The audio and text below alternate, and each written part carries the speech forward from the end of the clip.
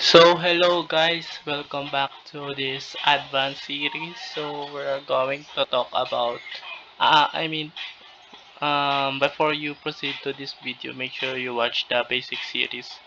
Um because in for our in the our upcoming episodes or more, um and you haven't watched any of the basics tutorial series, you might get confused. So basically watch those videos before you proceed to this advanced series. So before so let's dive in. So kung ang first topic natin, first episode is yung tool.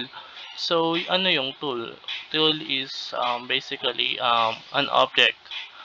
Can be is an object such as weapon or it or anything that can be equipped by a humanoid or yung player. Yung character kasi yung player is non-existent and yung character is existent. So, ibig sabihin lang ulit is yung tool is a thing that bagay na kapag kapag in-equip mo like weapons, yun yung tool. Pag may in-equip ka tap na weapon, yun yung tool. So, yun yung possible simplest explanation. So, so alam niyo naman ata yun siguro yung may lalabas dito na na square dito, yun yung tool. Ayan kita niyo naman. Tapos pag pinindot natin, kita niyo walang lumalabas. Yan yung dahil wala pa tayong ginagawang parts or do anything from the skin or anything that um in, that equipped by a character. So para lagyan natin siya ng part is kailangan naka-turn on to, requires handle. Ibig sabihin it determines whether a tool functions let's say ibig sabihin kung yung tool mo ba is kailangan ba ng handle. Yun yung ibig sabihin. Yung handle is part that kapag naglagay ka ng tool, kailangan may handle. So yung handle kasi yun yung hahawakan ng player ay character. So handle. Kung wala yan, let's say yung kanina nung wala tayong nilagay na part tas handle, walang lumabas. Dito, pag nilagyan mo ng handle, may lalabas. Yun yung part. Ayan, kita nyo. Pero nung pindot natin siya, walang lumalabas. Walang nangyayari.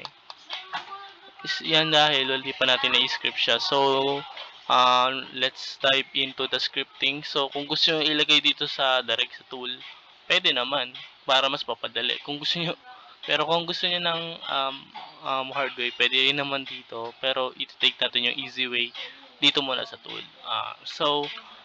Sa tool, i-reference lang natin yung tool. Tool. Tool. Wait. Tool script. Script, ito yon. That parent, sino ba ang parent niya? Tool, di ba? So, ito yon. So, after mo kuha yung tool, um, kukunin lang natin yung tool. Ito yon.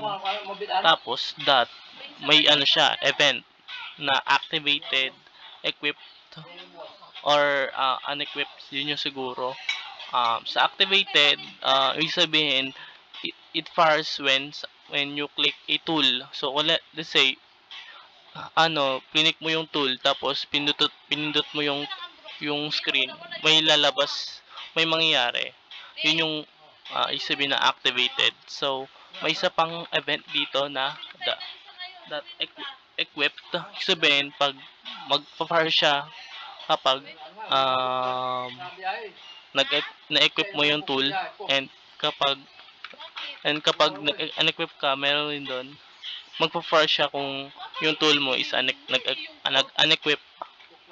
So sa una, kung gusto natin may mangyayari sa pag-click natin yung tool. So para magawa yon, kailangan ilalagay lang na tool that activated, tapos connect. Ko-connect lang natin sa function. So para pag nag-fire yung activated event is ito yung papaganahin niya. Print tool is click. The screen has clicked while the tool is equipped. Ito. Ayan. Kita nyo, may mangi. So, ayan. Kita nyo na may lumabas. So, sabi niya dito na the screen has clicked while the tool is equipped. So, ibig sabihin, kapag in-equip mo yung tool, tapos clinic mo, magpa-fire yung function. So, kung hindi mo naka-equip yung tool, tapos clinic mo yung equip, clinic mo yung screen na wala kang tool, hindi siya print.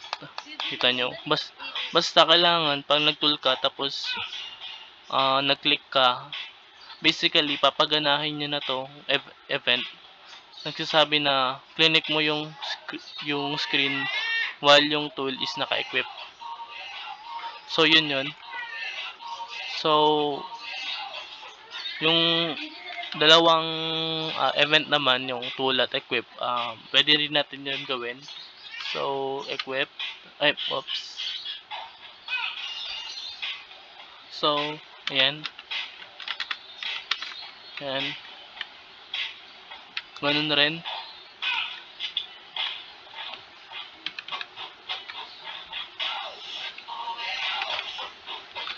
Ayan, fires when the tool is unequipped, or pwede mo naman siyang pinutin ka agad. Yan. Tapos after nyan, nagawa na natin yung dalawang event na yan. Pwede natin lagyan ng print the tool is equipped, unequipped. So yan,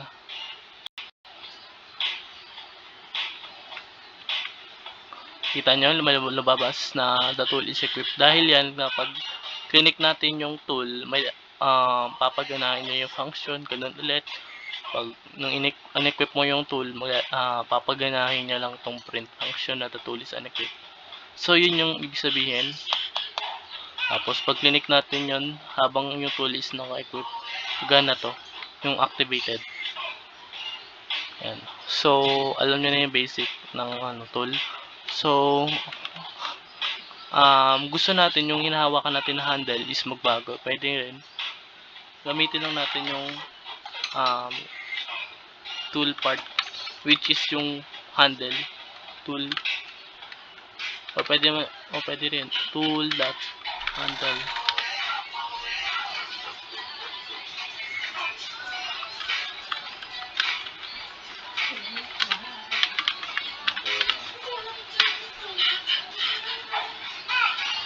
Ito, tignan nyo, diba? Pwede rin ito magamit kapag gusto nyo para paramihin yung cache nyo. Let's say, clinic natin to, kailangan mag-add. So, gagawa tayong temporary. Let's say, ito. Total cache.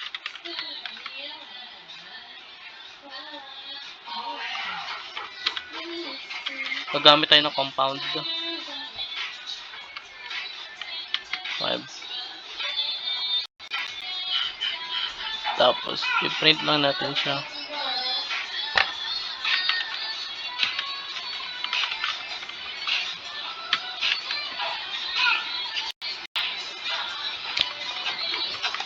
Kita nyo, the total is 5. Kanina, 0. Dahil yan, nung nilagay natin yung print total cache sa baba ng total cache plus sa 5, na-add niya na yon. So, nung na-add niya na yon, i-print natin siya. So, kaya naging 5 instead of 0. Kasi nilagay natin yung print sa baba ng total cache nung in-add niya na yung 5. So, yung dapat na makukuha natin yung in-add niya na kanina na plus 5. So kapag clinic pa natin, ayun, kita nyo, mag-a-add siya na mag-a-add. So, yan lang ibig sabihin nun. So, I'm sure na marami kayong ways kung paano baguhin yung tools. So, um, para mas maintindihan niyo kung paano gumagana yung tool, pwede kayong mag-watch, mag-read sa documentation ng Roblox para mas maintindihan niyo. Ilan lang 'to sa mga tools na ginagamit. I mean, mga events sa tool na ginagamit. So, marami yon. So, make sure you explore that. Um, Let me know in the comment section if if you learned something. Um, so yun lang for now. I will upload a next episode um for tomorrow. So um ayun lang muna. See you and goodbye.